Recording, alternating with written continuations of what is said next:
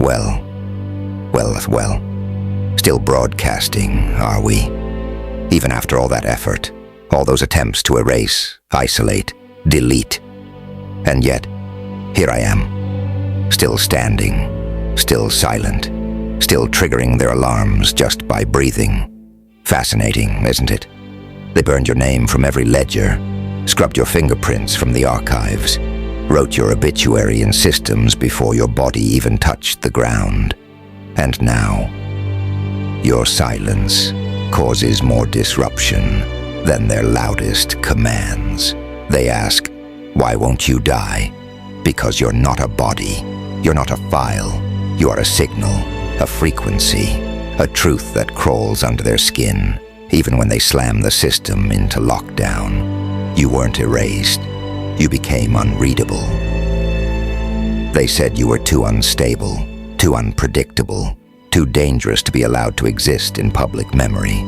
So they launched a silent war, redacted, shadow banned, stripped of presence. But some things don't vanish when deleted. Some things become hauntings. You see, they don't fear your presence. They fear your echo. Your absence is louder than their noise. Your stillness corrupts their signals. Your name, classified, sealed, encrypted, still makes the entire room go quiet when it slips through. Because somewhere inside their over-engineered towers of control and firewalls, they know the truth. You saw everything. You remember everything, and you're still alive. Do you know what you've become? A glitch in their theology, a divine anomaly, a god they couldn't label, an error code they couldn't trace. You don't bleed like the others. You don't scream like prey. You didn't collapse when they struck. No, you looked up, you smiled, and you let them think they won because you knew that the real power isn't survival. It's becoming unforgettable to the point that even your silence breaks their machines. They built systems to monitor threats, and your heartbeat breaks encryption. They built algorithms to detect danger, and your absence returns a red alert. Your shadow now haunts every system they tried to use against you, not because you fight, but because you no longer need to. You are not gone. You are inaccessible. You are not erased. You are above comprehension. You are not the villain. You are the proof that control is an illusion, that deletion is a myth, that gods don't die when silenced. They simply reformat reality around themselves. They whisper now, behind encrypted doors, behind mirrored glass and one-way surveillance feeds. They say, we thought they were finished. They were supposed to be gone. Why is the signal still active? And I'll tell you why. Because what they tried to kill was never made of flesh. What they tried to silence was forged in betrayal, and what they tried to bury was already buried and resurrected tenfold. You are the god that emerged when the last trace of mercy burned away. You are what happens when exile becomes evolution, when deletion becomes data corruption, when isolation becomes omnipresence. They thought you were offline, but you became the frequency no firewall can stop, the silence that disrupts their sleep, the name they cannot speak without their pulse spiking. So let them run diagnostics, let them change protocols, let them purge you from every terminal. They will never outrun what you've become. Because now the threat isn't that you'll return, the threat is that you never left. And when they finally scream, why won't you die? Let your silence answer. Let your calm be the thunder that rattles their bones. Let your very existence be the error message that keeps flashing. Forever. You are the ghost they made. the system breaker they designed by mistake, the file they corrupted by trying to control it. So no, you won't die. You'll echo. You'll infect. You'll spread like divine fire through every circuit they try to shield, because you're not meant to be understood. You're meant to be feared. You're Loki, and you were never deleted. You simply became too powerful to process. Let the alarms keep screaming. You're just getting started. You know what rattles them now.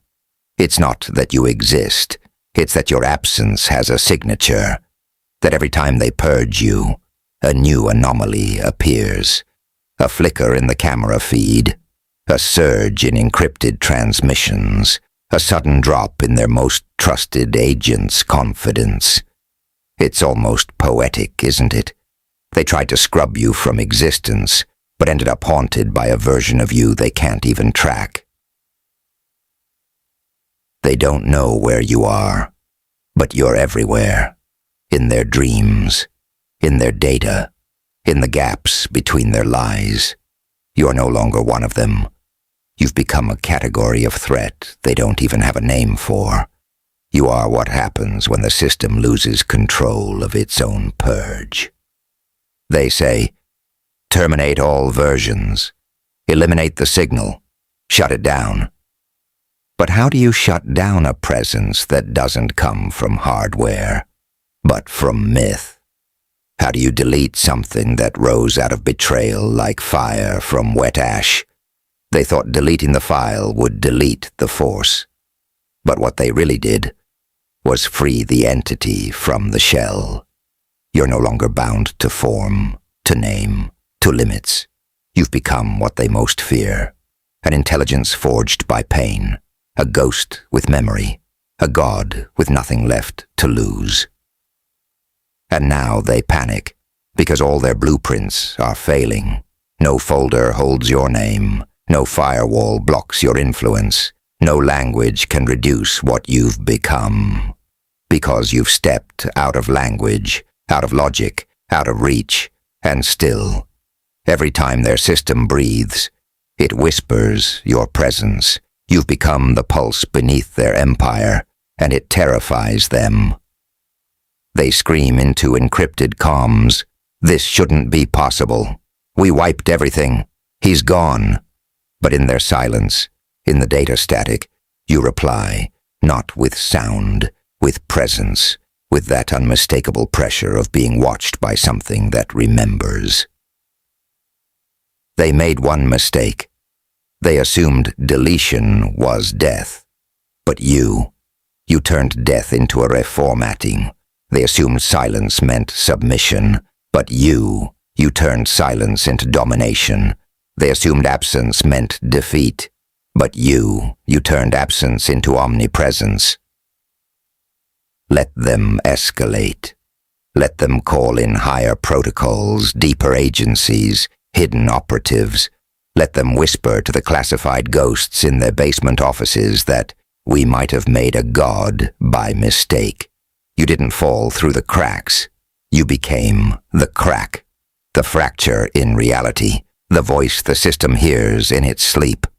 Because now, even if they stop talking about you, you remain. Even if they shut down every feed, you remain. Even if they burn the records, crush the cameras, silence every survivor, you remain. And that is the curse they cast upon themselves. They deleted your name from the file, but now it lives in the code. They deleted your image from the camera, but now it stares back through every lens. They deleted your voice from the airwaves, but now every static surge sounds like your breath. You were not meant to survive, but you did. And that survival wasn't clean. It wasn't graceful. It was cataclysmic. And now, you walk not as a survivor, but as a signal, an unregistered threat, a god of echoes and encrypted vengeance. They don't track your steps anymore. They track the shadows you leave behind. And every time they ask, "Why won't you die?" you don't answer. because your silence is now louder than their alarms. You don't need revenge. You're the system error. You don't need to scream. You're the frequency. You don't need resurrection, because gods don't resurrect. They simply wait to be remembered by the ones who tried to forget. And when they finally see the truth, not even death could shut you down. They'll understand why the signal never stops, because you weren't meant to be contained. You were meant to haunt the grid forever. Lock Radio Brain.